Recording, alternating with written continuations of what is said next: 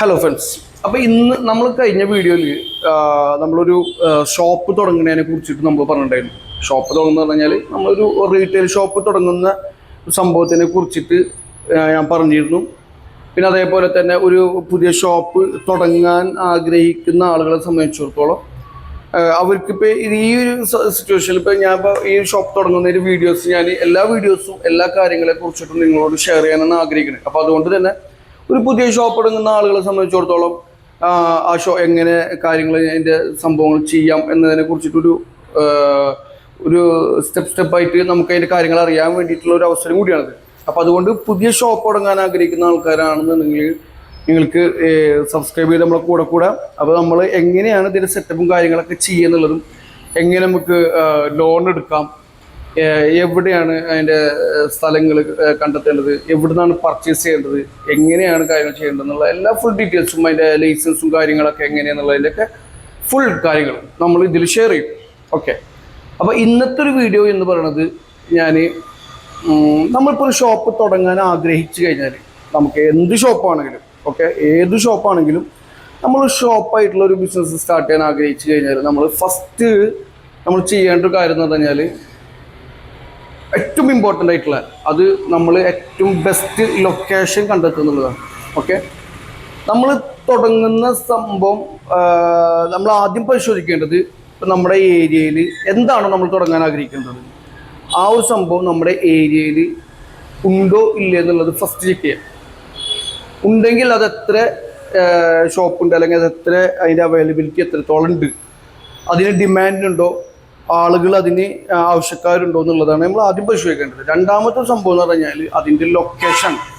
ഈ ലൊക്കേഷൻ എന്ന് പറഞ്ഞാൽ നമ്മൾ വളരെ പെർഫെക്റ്റ് ആയിട്ട് നമ്മൾ സെലക്ട് ചെയ്തിട്ടില്ല എന്നുണ്ടെങ്കിൽ നമ്മുടെ ബിസിനസ്സിന് അത് നല്ല രീതിയിൽ ബാധിക്കും, നല്ല രീതിയിൽ അതിനെ നെഗറ്റീവ് ഇമ്പാക്റ്റ് ഉണ്ടാകും. അപ്പോൾ അതുകൊണ്ട് തന്നെ നമ്മൾ എന്ത് സംഭവം തുടങ്ങുമ്പോൾ ഏത് ചെറിയ ബിസിനസ് ആണെങ്കിലും വലിയ ബിസിനസ് ആണെന്നുണ്ടെങ്കിലും നമ്മൾ അത് തുടങ്ങുമ്പോൾ തീർച്ചയായിട്ടും നമ്മൾ ലൊക്കേഷൻ വളരെ ഇമ്പോർട്ടൻ്റ് ആയിട്ട് കാണാൻ വേണം. അതേപോലെ നല്ല ലൊക്കേഷൻ തിരഞ്ഞെടുക്കണം. അത് നല്ല ക്രൗഡുള്ള ടൗണുകളാവാം, സെൻറ്ററുകളാവാം, അല്ലെങ്കിൽ ഒരുപാട് വഴി കാൽനടക്കാർ കസ്റ്റമേഴ്സ് കിട്ടാൻ സാധ്യതയുള്ള ഏരിയ ആവാം, അല്ലെങ്കിൽ സ്കൂളിൻ്റെ ഫ്രണ്ട് സൈഡാവാം, കോളേജിൻ്റെ ഫ്രണ്ട് സൈഡാവാം, പഞ്ചായത്ത് പരിധി, മുനിസിപ്പാലിറ്റിയുടെ സൈഡിൽ, അങ്ങനെ പല ആളുകൾ വന്ന് പോകുന്ന അല്ലെങ്കിൽ ആളുകൾ വരാൻ സാധ്യതയുള്ള ഏരിയകൾ നോക്കിയിട്ട് വേണം എപ്പോഴും നമ്മൾ ഒരു ഏരിയ സെലക്ട് ചെയ്യാൻ എന്നുള്ളത്. ഓക്കെ. വളരെ ഇമ്പോർട്ടൻ്റ് ആണ് നമ്മൾ ലൊക്കേഷൻ എന്നുള്ളത്.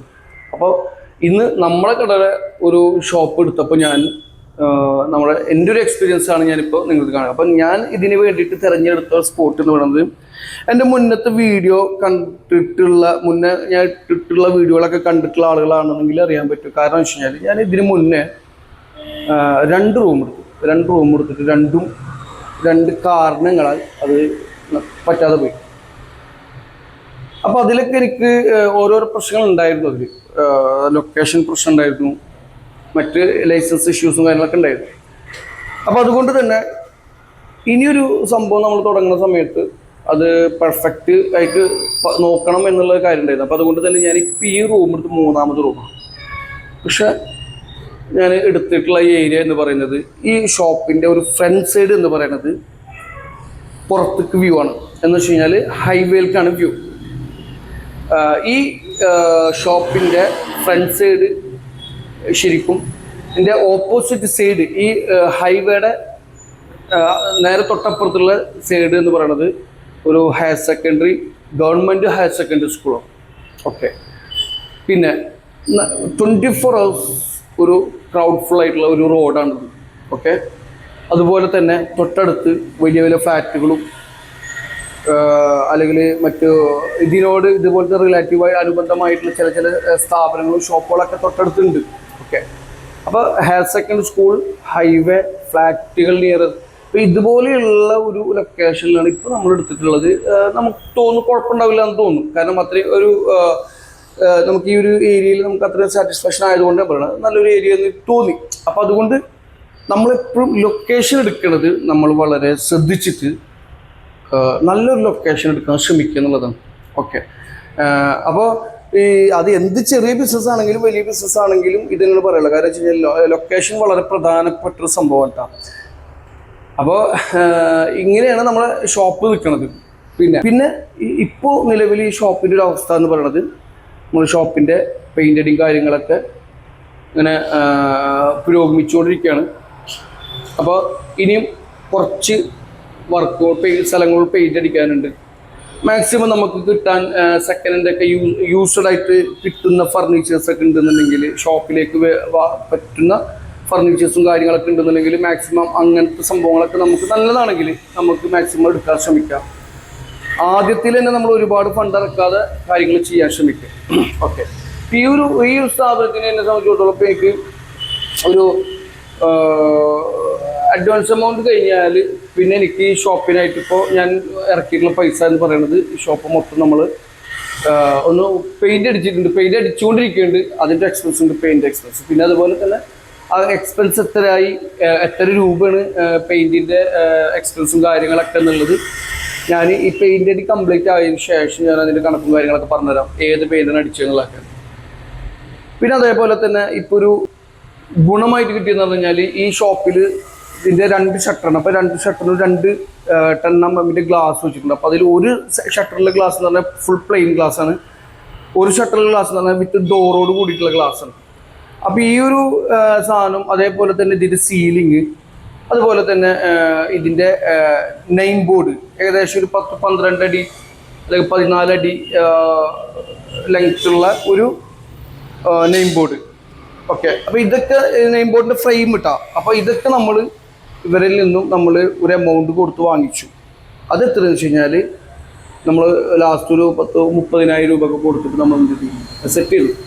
നമുക്കറിയാം അതൊരു പുതിയത് ചെയ്യണമെന്നുണ്ടെങ്കിൽ എന്തായാലും അതിനേക്കാൾ കൂടുതൽ പൈസ ആവും എന്നുള്ളതറിയാം. നമുക്കറിയാമല്ലോ 10mm ഗ്ലാസും അതേപോലെ തന്നെ ഇപ്പോൾ ഈ പറഞ്ഞ പോലെ ഗ്ലാസിൻ്റെ ഡോറും കാര്യങ്ങളൊക്കെ വെച്ച് കഴിഞ്ഞാൽ ഈ ഫ്രെയിമും അതേപോലെ തന്നെ ഇൻറ്റീരിയലും ലൈറ്റും കാര്യങ്ങളൊക്കെ ചെയ്ത് കഴിഞ്ഞാൽ നമുക്കറിയാം എത്ര രൂപ ആവുന്നുള്ളത്. അപ്പോൾ നമ്മൾ ഇതിന് മുന്നേ നടത്തിയിരുന്ന ആളുകളിൽ നിന്നും നമ്മളത് ചെറിയ പൈസ കൊടുത്ത് മേടിച്ചു, ഒരു 30,000 കൊടുത്ത്. അപ്പം അങ്ങനെ നോക്കുമ്പോൾ നമുക്ക് ഏകദേശം ഒരു 1 ലക്ഷം റുപ്പീസ് ഇതുവരെ നമുക്ക് മൊത്തത്തിൽ അഡ്വാൻസ് അടക്കട്ടെ നമുക്ക് ചിലവായിട്ടുണ്ട്.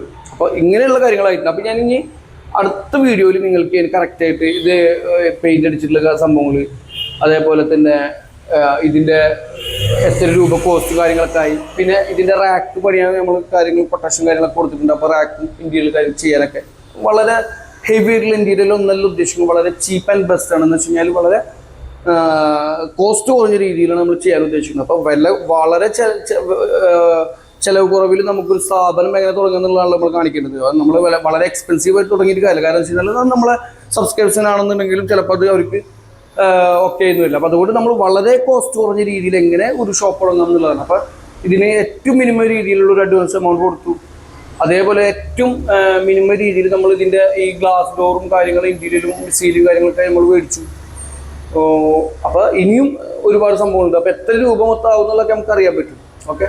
അപ്പോൾ ഇങ്ങനെയാണ് സംഭവം. ലൊക്കേഷനാണ് ഇന്നത്തെ നമ്മളെ മെയിൻ പ്രധാനമായിട്ട് നമ്മൾ പറഞ്ഞത്. അതേപോലെ തന്നെ മറ്റ് ചെറിയ ചിലവുകളെ കുറിച്ചിട്ട്. അപ്പോൾ അതുകൊണ്ട് അടുത്ത വീഡിയോയിൽ ഇനിയും ഇതിൻ്റെ അപ്ഡേഷനുമായിട്ട് വരും. അപ്പോൾ സബ്സ്ക്രൈബ് ചെയ്ത് കാണുന്നവരുണ്ട്, സബ്സ്ക്രൈബ് ചെയ്തിട്ട് കൂടെ ഇതിൻ്റെ കാര്യങ്ങളെക്കുറിച്ച് അറിയാം, എങ്ങനെ നമുക്ക് ഷോപ്പ് തുടങ്ങാൻ കാര്യങ്ങളെന്നുള്ളത് ചെറിയ രീതിയിൽ. ഓക്കെ. അപ്പോൾ അടുത്ത വീട്ടിൽ കാണാം. Take care. ബൈ.